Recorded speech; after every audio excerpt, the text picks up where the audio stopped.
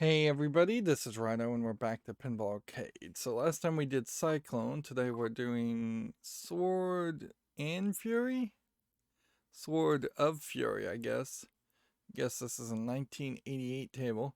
Cyclone is a pretty much classic table and it puts you in a weird position where I'm not much of a critic as far as singing the praises of tables. So, like, I'm much more about the pointing out the parts that can be improved. That's where true criticism happens, and the lack of fanboyism exists in me. So I feel like I probably am not really describing or highlighting some of the best tables ever in as positive a light as other people would. So yeah, uh, I do want to go back and just say, yeah, Cyclone is a classic. It's probably in the top 20, if not top 10 tables that you would want to own and play.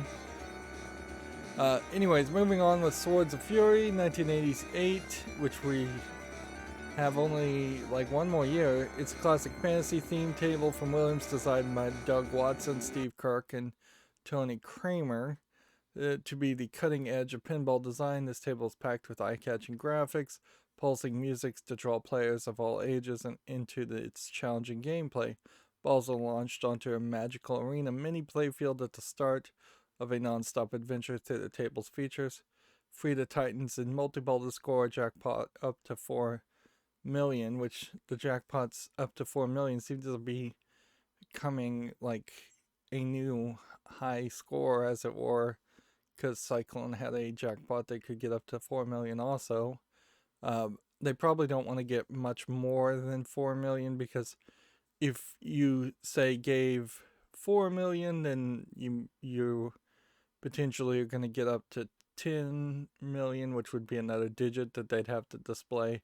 And we still are in the realm in 88 of screens being 8-digit LCD screens to tell the score, instead of, say, a just TV or display by modern standards, where you could make the font smaller or scroll the score a lot easier.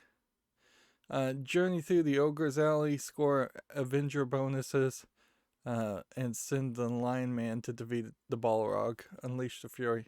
What's funny here is that in 2021, using the phrase Avenger just immediately establishes the thought of the Marvel comic book characters, the Avengers, but even though they would have been in existence in 88, they wouldn't have really been relevant in the minds of anyone other than major comic book fans. This does look like there is a lot on this table. Let's go ahead and do some table exploration. So, still got those 2 ash marks. Right, let's see, the names are in such a weird font that it's kind of hard to read the text even. And this does feel somewhat comic booky in its art style, whereas even Gorgar from nearly 10 years earlier felt more Dungeons and Dragons or fantasy painting style. So there's an upper playfield table with one flipper where you have standing targets or drop down targets to spell out magic, and you're fighting several different monsters. The launch seems to go under, and I have no idea where it comes out.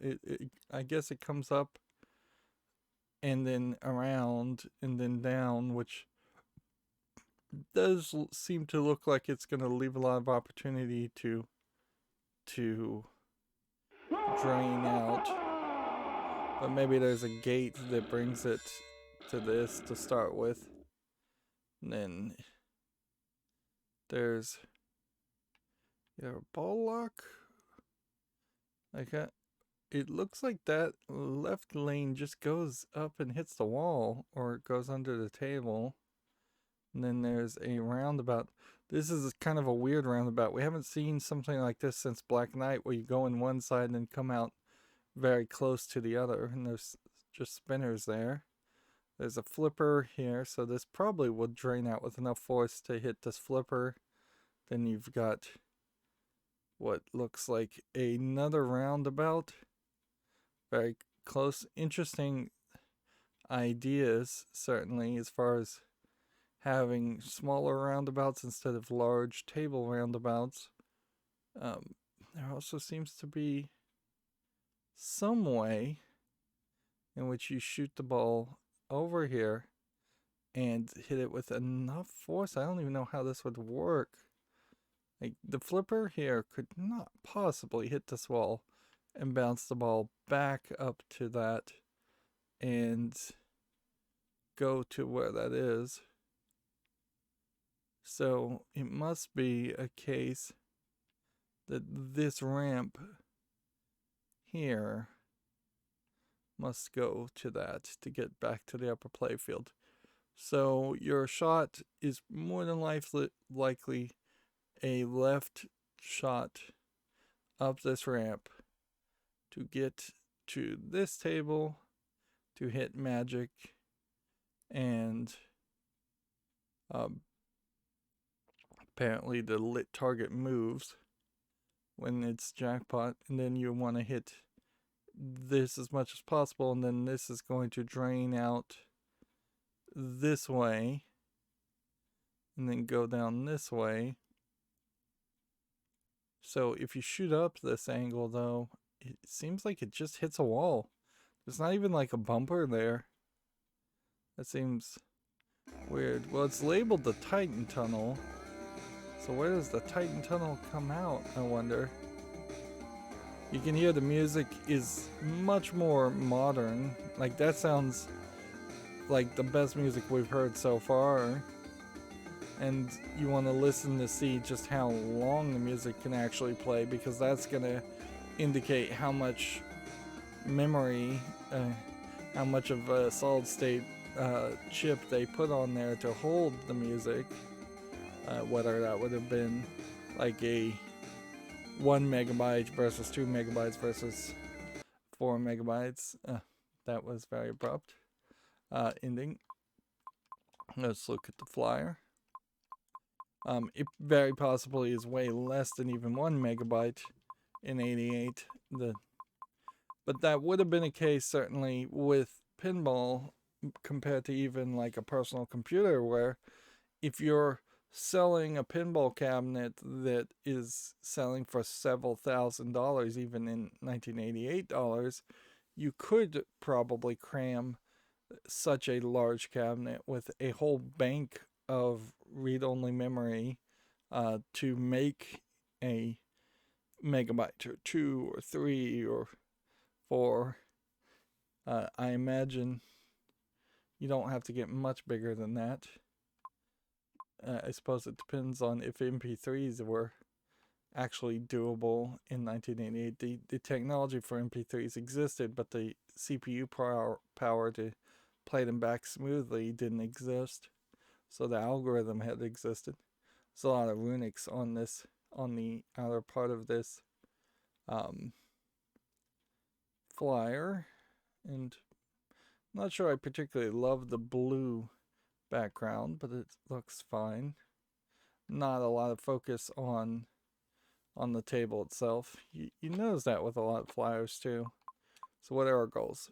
Collect the magic target value, collect Avenger, increase the magic target value to 250k, which seems like that would be somewhat connected to collecting it. Score the Lion Man bonus and start multiball. So let's hop into a game since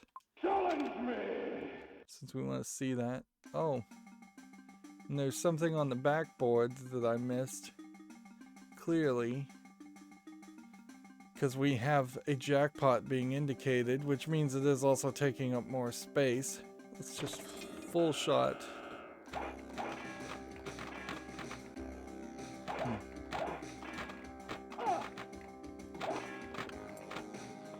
So ding ding ding. Is that a ball saver? don't think that was.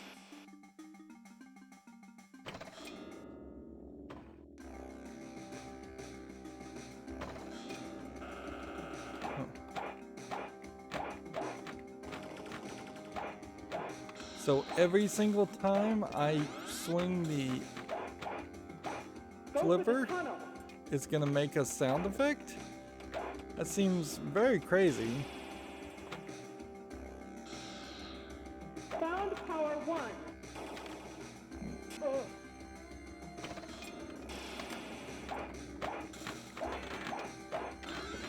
Like, that sounds really, really crazy that you would ever think that this was a smart move to have a sound effect with each flipper, to the point where this is a table. If I was going to play it a lot, I would almost certainly want to turn the town's table sound effects off, and we'll try that in the next game just to see what that sounds like. Lion Man! Lion Man!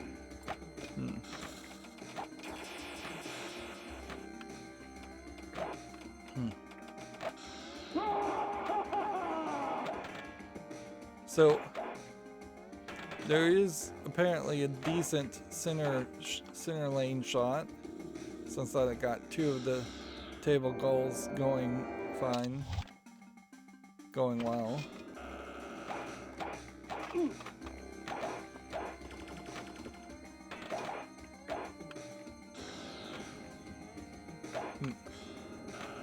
The real thing here is the fact that because you have the flippers already making a flipping sound, that has long since at this point, by 88, been established as the sound effect that you expect to hear. I feel like there's also some weirdness, to say the least, around this fantasy theme that they're creating. Sound power 2. The idea of Lion Man. There definitely were Lion Man from like Wizards of Oz and things like that, but in 2021 it seems kind of ridiculous. And it does not fit into my mentality as far as a Tolkien-esque fantasy world where you'd have elves and ogres and things like that.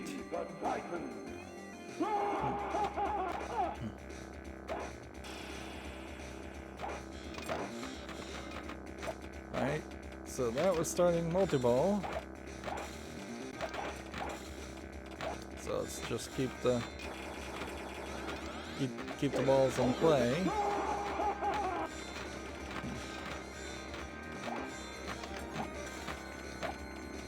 I assume the real shot here is probably directly up the center, and I don't think I made that.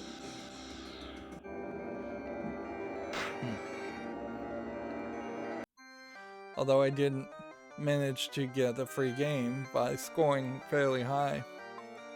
We still are running into a real case of tables being fairly easy. And apparently I got 2 credits, which means this must be a table that is also fairly easy to get credits on. Alright, so game setup. Nope, that's not it. Options, sound menu, sound effects.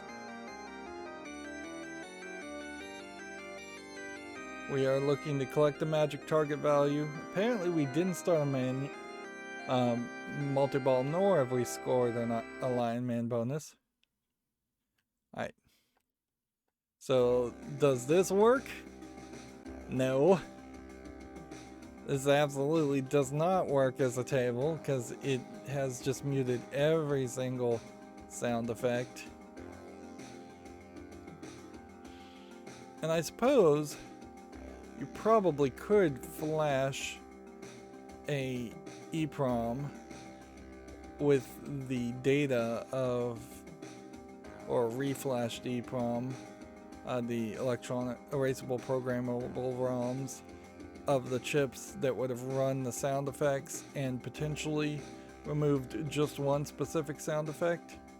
But almost nobody could actually pull that off, particularly in 88. So if there isn't an operator's menu that specifically lets you turn off the flipper sound effects, this is a pretty terrible table to play in the long run, in my opinion. And that really is going to boil down to whether or not you can tolerate the swooshing sound effects.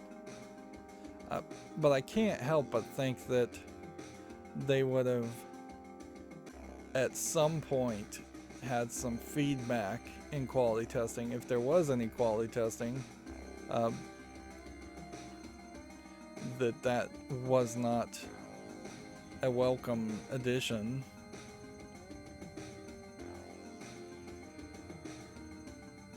And see, the funny thing here is they're selling this table as like a cutting edge table design. I don't really see anything here that's super cutting edge.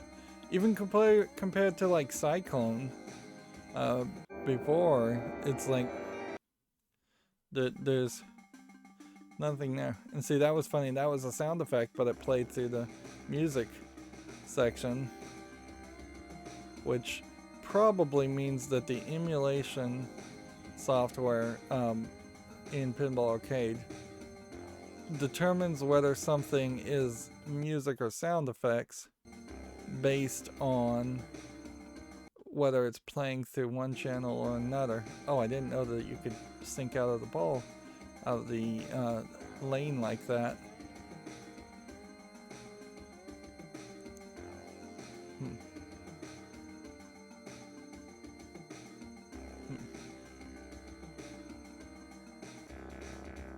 So the music cut out for a second there.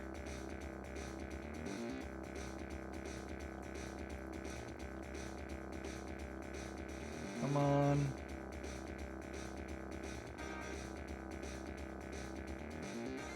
We want really good center lane shots, and that's asking quite a lot here.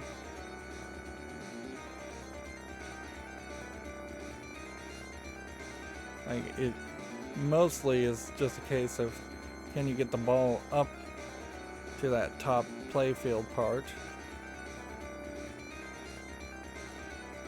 And I feel like not having the audio feedback of the flippers or the balls or anything, things that like that would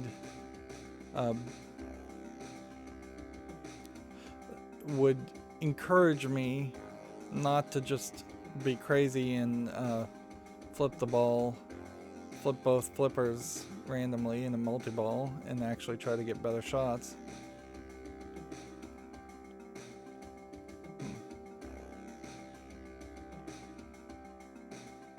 This is a table that feels like it's kind of hard to get the ball to the right flipper, which is weird because almost always it's the opposite problem.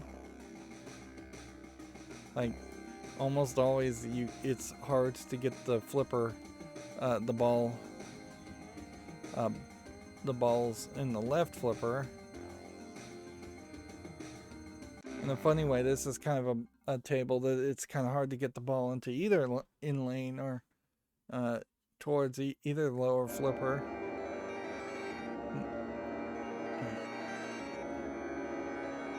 And see, that's playing a sound effect as it adds up the score, but that once again was played through the music channel.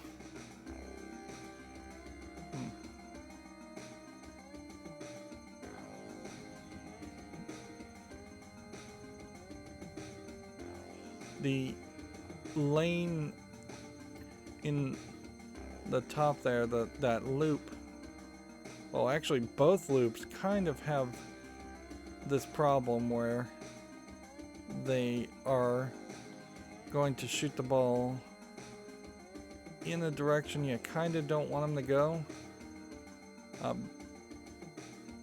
Particularly the center Roundabout, because that one in particular, if you enter on the left with a lot of power, you're going to drain out on the right and be moving very fast towards the center lane. But the central peg should help that somewhat, not completely. Very high scoring game, but also not a very fun game to play.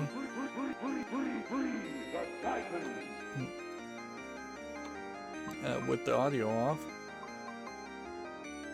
So let's see.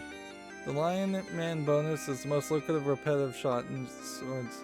Although the Titan Multiball Jackpot can have a high single shot value from the Lion Man bonus, Lion Man can be scored at 1,000,000 points multiple times per game. To light the Lion Man bonus at the center ramp for 10 seconds, complete Avenger. See the Avenger chapter for more details on ways the Avenger can be completed. Once Avenger has been completed, shoot the lit center ramp for 10 seconds. Starts at 100,000 points. It's increased each time the 5 magic targets are completed, and that's fairly hard to do. Completing magic targets raises the value to 125, 175, 250, 300, 475, 625, 800,000, and 1,000,000. That's kind of a rough increase. Lineman bonus resets after it's scored. The multiball is a great way to score big on Swords of Fury. To start Titan multiball, lock 2 balls in the Titan tunnel. Lock is available in the Titan tunnel anytime Titan multiball is not active and release is not lit, and scores 10,000. Lockout can also be completed by shooting the center lamp when the middle exit is lit. And that lower exit seems to almost never be lit. Once 2 balls have been locked, release is lit. Shoot the Titan tunnel to release to start a Titan multiball. Multiball can be completed by shooting the center ramp when the middle exit is release is lit. When Titan multiball, all balls are released and 3x is lit here. When 3x is lit, all playfield values are tripled except for the jackpot at the magic targets and the lineman bonus. It's center lane. Then they are trying really hard to make it so you don't go into the 10 millions spot or scores.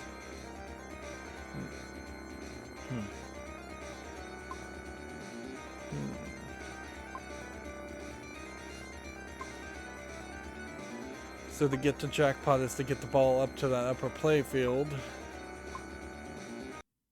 Jackpot value is raised by 50 points each time a new game is started. Jackpot value is reset to 1.5 million points when the table is reloaded. One jackpot can be scored per Titan multiball that started. Okay. Good enough to know. Yeah, I just didn't look at the backboard. You have this Ogre Alley light on the table. And then over here, I wouldn't have even noticed it. You have this jackpot that rises up. And it's a shame that the camera angle is just so broken on this system that you can't even look at the actual art on the back glass. But whatever. Let's get back to this. Oh, apparently I did start multiball. Which then that means we're looking for the lineman bonus still. Alright.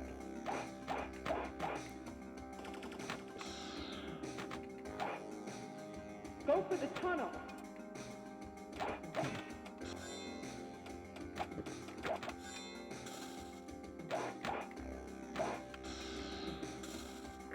So I gotta get really good at those center lane shots.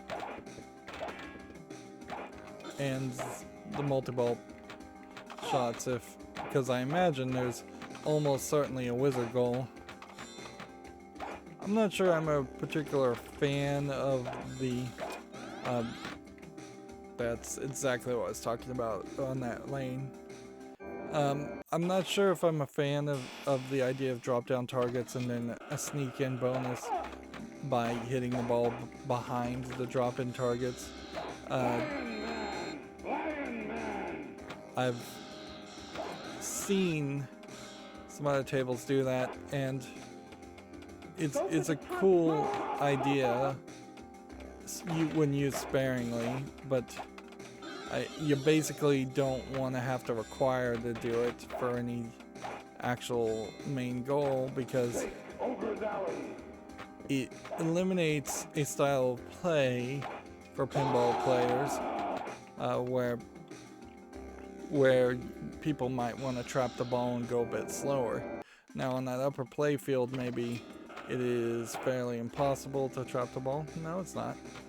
See, so if I just wanted to trap the ball and keep going, taking slow shots there, and that was my style of play, I would not be able to succeed with that sneak in bonus.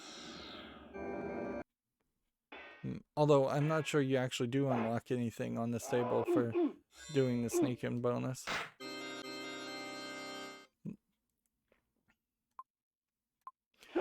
And certainly if I was playing pinball with real quarters,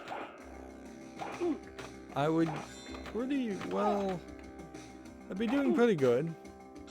Like, I've won quite a few extra games, although in all fairness, if I was really keeping count, I've probably spent a lot more in credits than I've earned.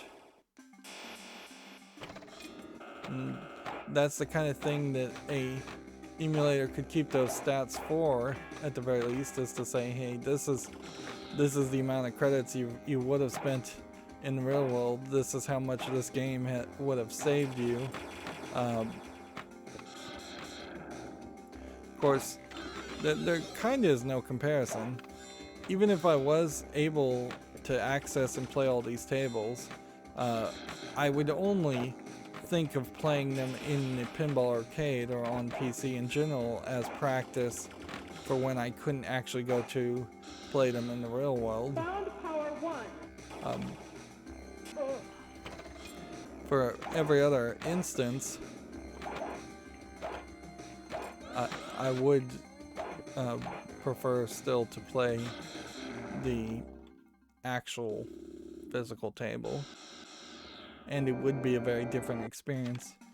Arguably, I might be a lot worse playing the physical tables of a lot of pinball tables. That is also a fear, is that a game could easily not be accurately emulating physics and reality, and it could be cheating in your favor to make you think you're a better player. Video games are totally designed that way, and I appreciate that. That's why I like video games. Like, I don't want to go play an RPG where I have to actually fight 100 rats. Like, if I had to fight 100 rats in the real world, I probably would do a lot worse than, say, an RPG where you have magic and swords and weapons and the ability to swing swords properly.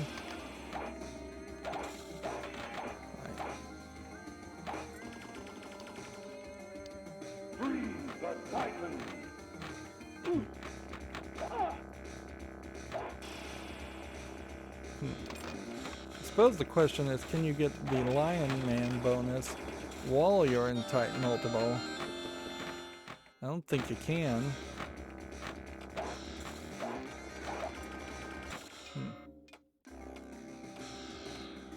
Found power 1. I suppose it's slightly nice that you can start immediately on another multiball as soon as you've drained out the other multiballs.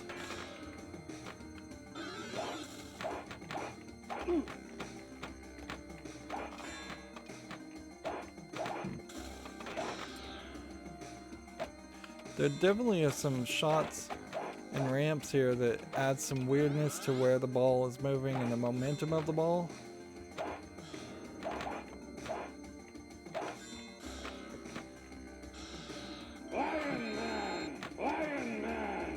Alright. Hit 10 seconds.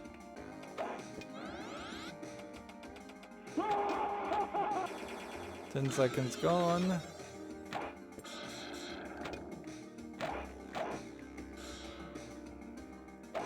So, best case scenario, starting our multi-ball, hit the standing targets in the upper part of that play field. Because that's what you need to do. Unless there's somewhere else that you can actually spell out those letters. I don't even know what you're spelling out, actually.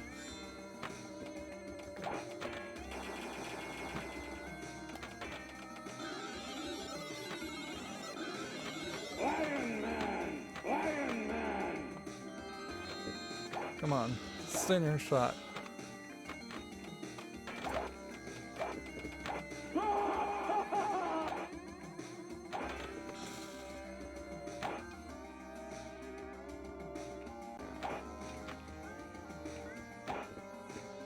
I'm getting really bad with that shot.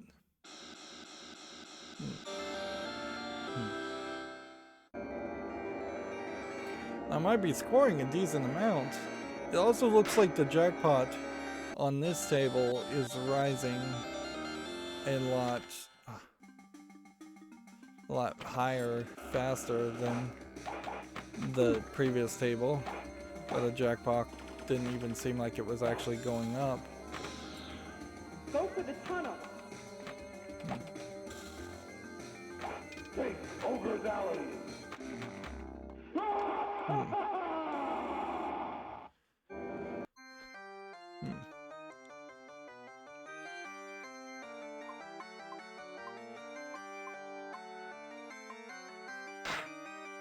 I don't know if this is a case where I just feel like the game set a bad foot with its table description as far as being technologically advanced when it really doesn't look technologically advanced, or if this is a case of the flippers making sound effects and me just really not liking it. But there is definitely something lacking here. I would much prefer to go back and play Cyclone than this, even though this is a slightly more complicated table. Although arguably maybe we are hitting a point where complication is not what is wanted. Sure, the 1960s tables were super simplistic, but that doesn't mean that pinball can just constantly get more complicated. There is a certain point where it becomes too much, and we might be hitting that point. Same is also true, I think, for the artwork on the play field. Come on. See, that should have been the lineman bonus, and it was.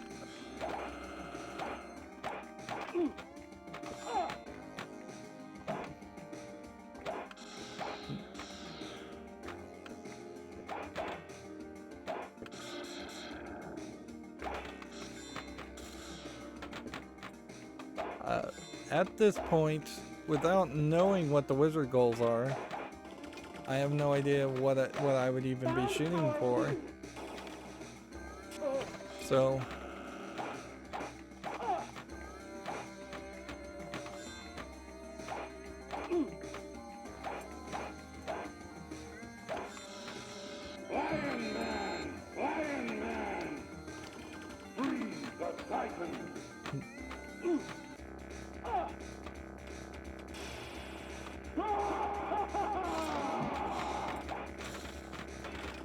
just keep the ball in play.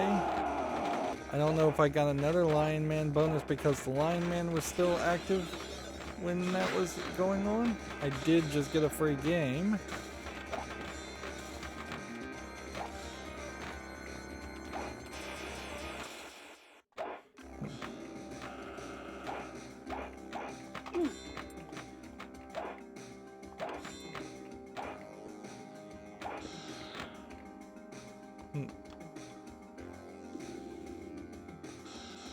Probably not a bad idea to not have a game that just goes on forever while you're still working out the wizard goals.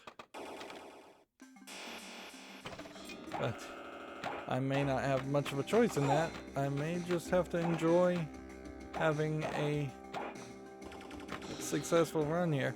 I've done something that has also triggered the drop-down targets in such a way that they're staying down, where they were not staying down in that upper playfield. I think there also is a argument here that maybe I just don't like upper playfields. Like, I think you could say on average more than likely that is the case. That they are often just a waste of space. And this is a table that probably could have done with some extra space.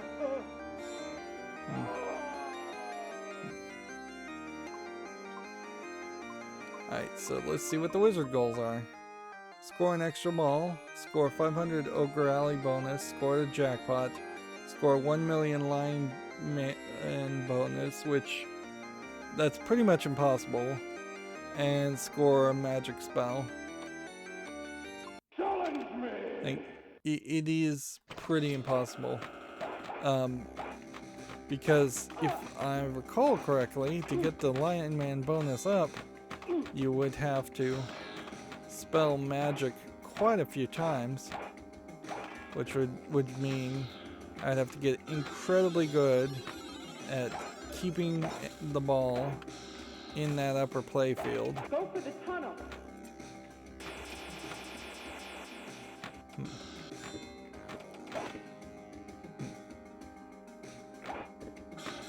Unless the Lion Man bonus increases on a hold through the different turns and the different balls.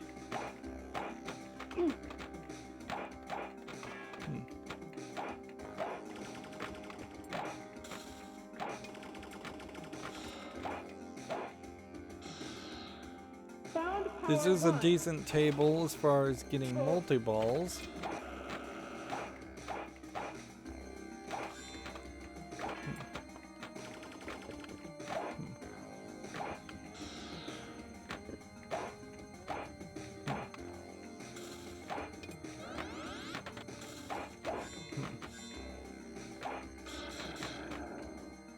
But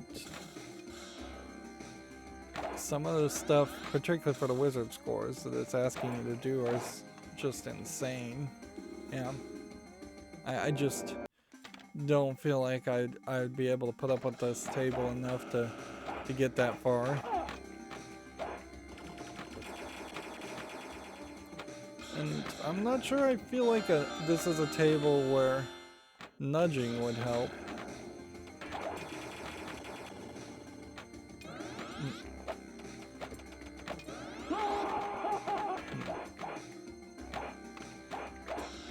Like, sure, nudging can help a little on almost any table, but Found power 2. I don't feel like on that upper playfield, for instance, you could nudge the ball forward to hit more lights.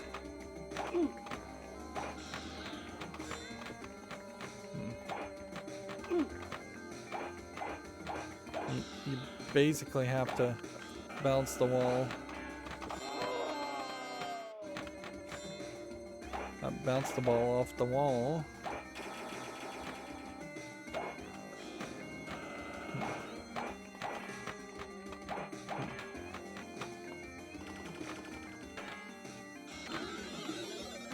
Go for the tunnel. Lion Man! Lion Man! Center shot.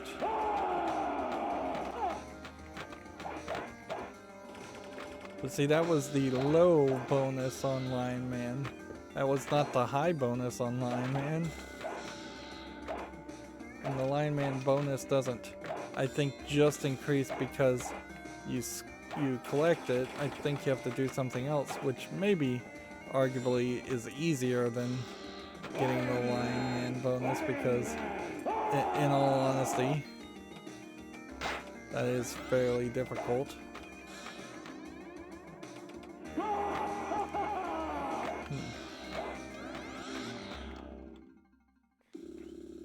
We've got the jackpot at the maximum.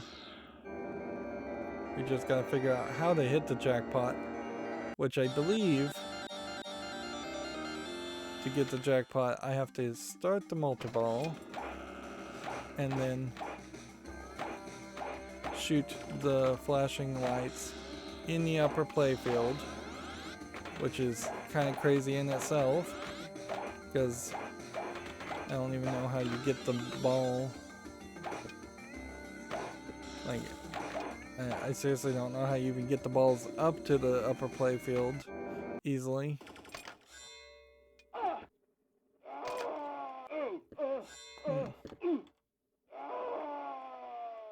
Do you really need a sound effect as the balls are draining out? I don't think so. One more game, but honestly, I don't think I could. I don't think I have a high chance of getting the jackpot. I probably could randomly run into it. I really doubt I could ever do this. Let's see. We already looked at this. Free the Titans!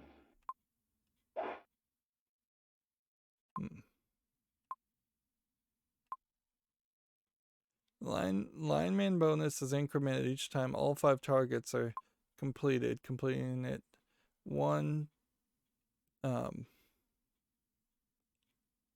goes 1, 2, 3, 4, 5, 6, 7, 8 times that you would have had to spell that. Score a special, complete the magic targets when special is lit here.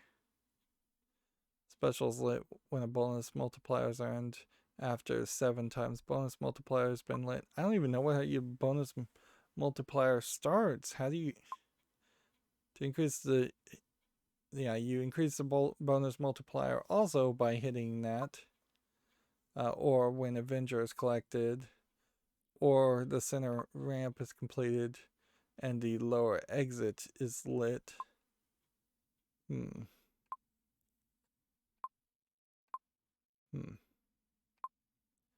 Okay.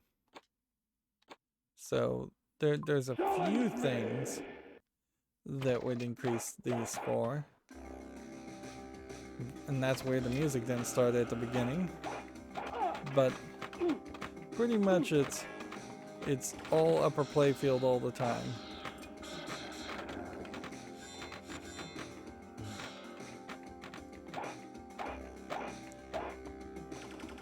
So get really, really good at shooting the ramp on the far right. Lion Man! Lion Man! See, if you're just focusing on what you're trying to focus on, then even going for the Lion Man bonus and changing up where you're targeting your shots is not a smart move.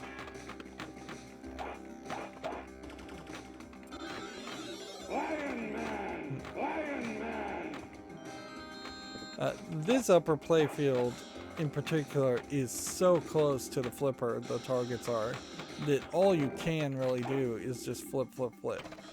Like that, you can't really put any logic into it. You just gotta try and keep the ball in play. And you can see that's not really working. But you can't really take it slower.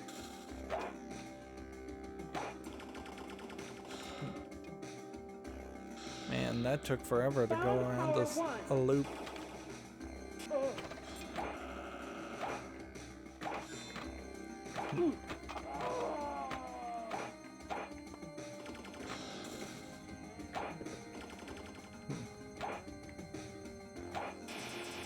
Go for the tunnel. Come on.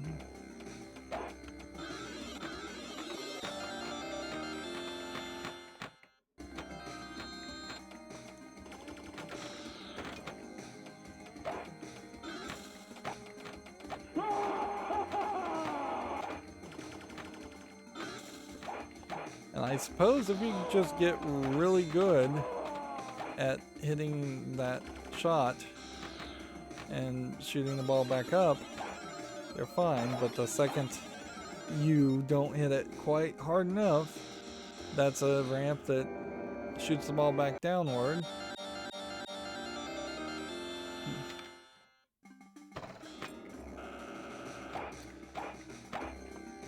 And so far, for the few tables that have had shoot again that you can actually launch, and not just extra balls, which there's a slight difference there as far as whether the bonus multiplier in progress is kept and held.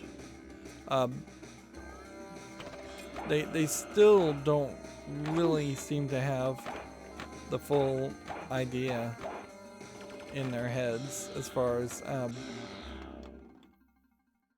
the reason why you would need a shoot again, and whether you can give enough of those to counter the fact that the table might be a little bit difficult.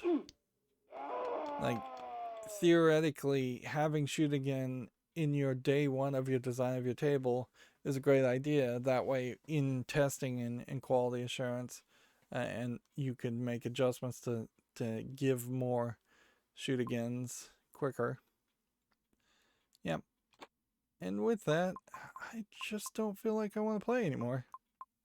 Like, I would much prefer to just come back to Cyclone here and play this, which is a cleaner table.